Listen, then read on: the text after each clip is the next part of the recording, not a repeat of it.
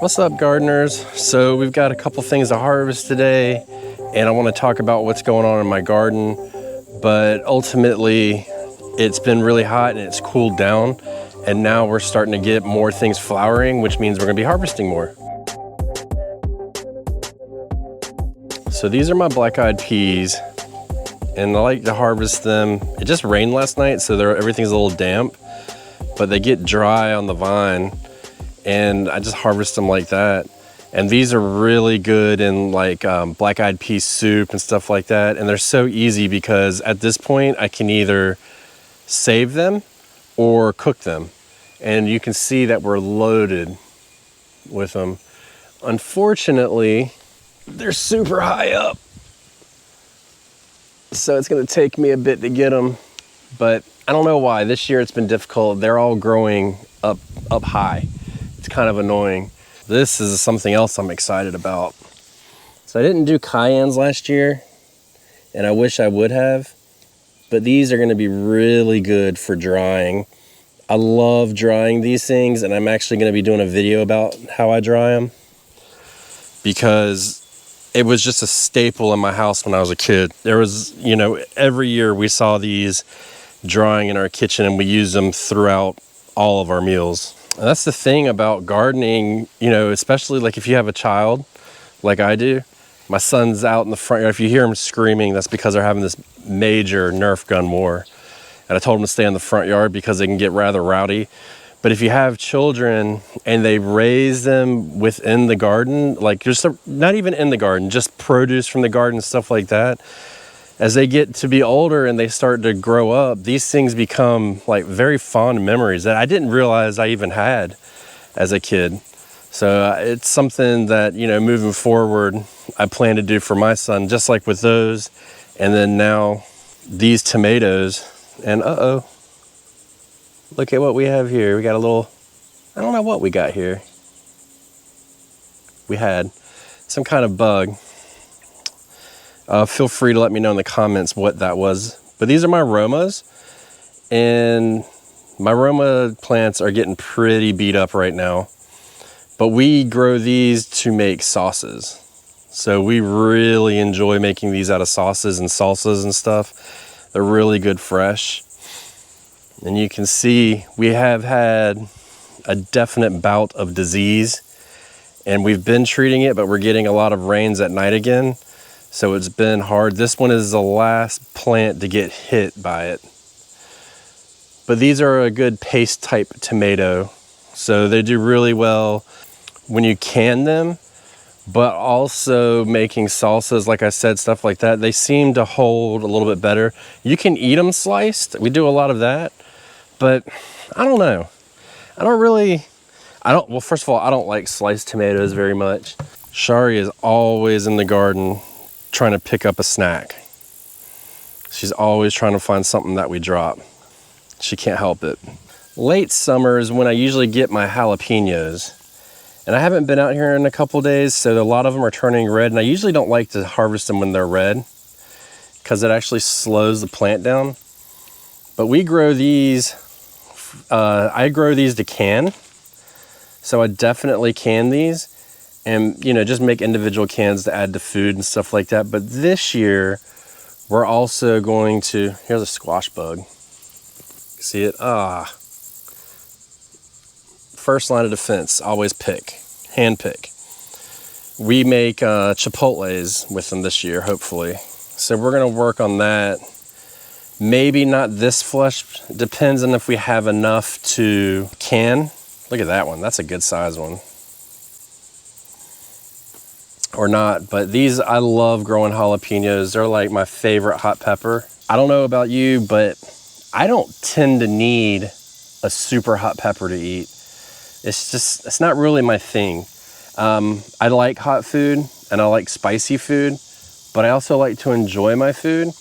And that's why with the hot peppers that you see me picking today, both the jalapenos and the cayenne peppers, we're going to, I'm gonna dry them and make powders and stuff like that. I had a friend of the Backyard Gardens podcast last year send me some pepper powders that he made, and I really enjoyed them because I could add that heat to my food but not get the taste. And that was something, you know, sometimes you just want a little bit of heat.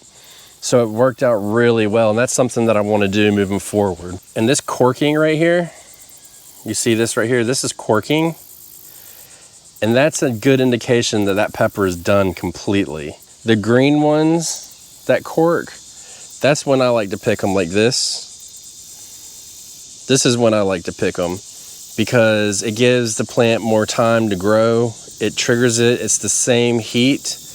And this is a good indication that the heat's kicking in. If you pick them when they're green and they're not corking, they won't be as hot.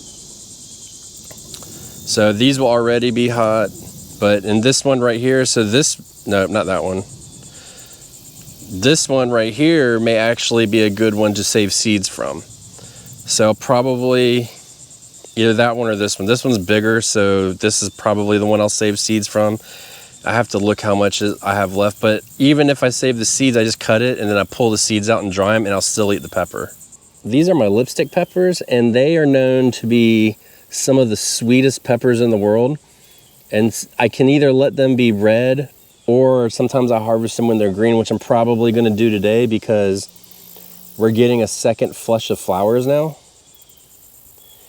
So it'll help it produce more.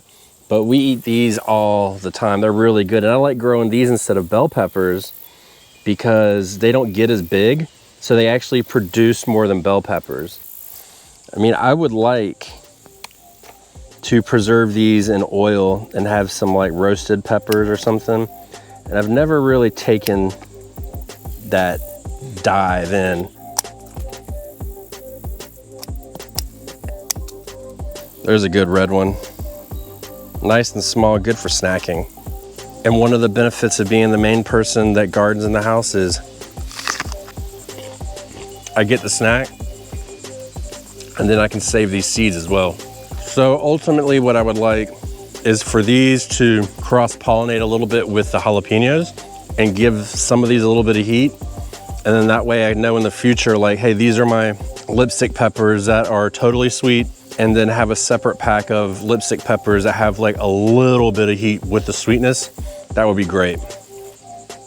So maybe that's something, that's why I planted them so close to each other. I mean, there's a jalapeno, there's a lipstick pepper. So hopefully I'll get that. Some more black-eyed peas I'm gonna have to come out and get. And the cattle panel's really working well for this because I can reach them, or when it's time, I can come up and reach through. And so the other one I'm gonna have to break out the ladder for, which is kind of a pain. But in here, I also have my butternut squash. And so you see we have a little bit of damage here. This would be a vine borer damage, but these are really good. And I like growing these. First of all, they're very productive.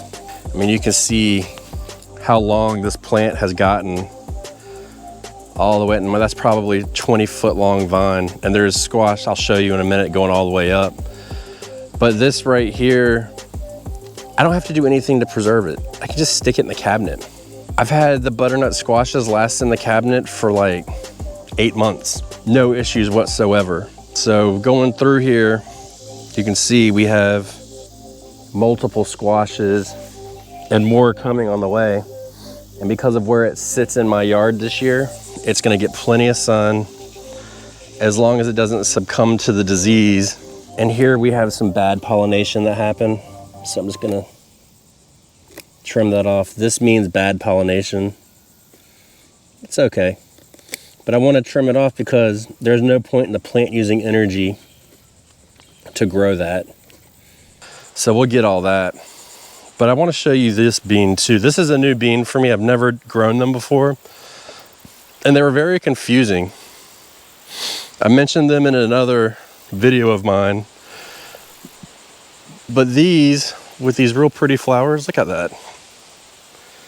Just look at that flower. These are black beans. I'm pretty sure. Let's make sure they're black beans. Yeah, they're black beans. And so it's the same as the black-eyed peas. I mean, you don't have to do anything, you just dry them. And this was the first year I did that, and they stayed really small for a long time, and they're just now coming up. So they must really, really like the heat. Look, we have a little battle going on here. Oh, just passing by. So, and this has, I freaked out at one point, and they were staying real small, and I was like, oh, I must have put bush beans in and didn't realize. And now that they're growing up, but in the middle, I came in and put some more black-eyed peas because I use them interchangeable. So we've got some more of those growing here. One thing I'm actually having a really good year of, and I mean really good, I haven't had any like major bolting or anything, is my basil. So I have basil growing in this pot here, and you can see that the tomatoes are kind of trying to take over, which we kind of did this by design. And then over here, we have a couple more basils. So we come and we go back and forth. And this one I've been really heavily pruning, and you can see how it's like reshooted, so it'll bush out again. But we do a lot of drying with the basil and stuff like that. And all I do when I harvest my basil is I come in and just grab it, and I bend over and look at it, and then I simply just give it a big giant haircut and just take it down. And then I have all of this left to dry or whatever. And we do some freezing with it. We'll freeze some pesto and stuff like that. And then at this point, pin this branch up and then get that up so we get more airflow and more growth, more tomatoes from that. This is what I call the perfect summer harvest. So you got a mixture of black-eyed peas and black beans. I have no idea which one is which until I start drying them and all that. Got a nice little handful of jalapenos, perfect for drying. I would love to can them, but I don't think there's enough. Excellent drying for cayenne peppers, a nice manageable size, which is what I'm always going for, is just to get a good manageable size. Same with the basil here. It's just a good manageable size, nothing crazy. The lipstick peppers, my son's gonna love these, especially with school starting back soon. These will last long enough in the fridge for him to be able to take them as snacks. And just a little tidbit, he'll take this pepper right here, and if it turns red, he tells the kids in his class that it's like super hot, and they think that he's crazy for eating really hot peppers. So it's pretty funny little trick that he does. I don't care what he does. I think it's funny. Good little amount of tomatoes. I mean, we've already canned like 10 or so tomatoes. So in like this split one, we'll just eat it fresh. So, you know, you can't go wrong with a couple tomatoes. We're gonna get more now too. A couple seeds of a lipstick pepper. So that's perfect. And then we've got these 3 butternut squash that are ready today. And I mean, that is gonna be 3 meals for our family. Each one of these can be a meal. And we'll probably save this one for Thanksgiving.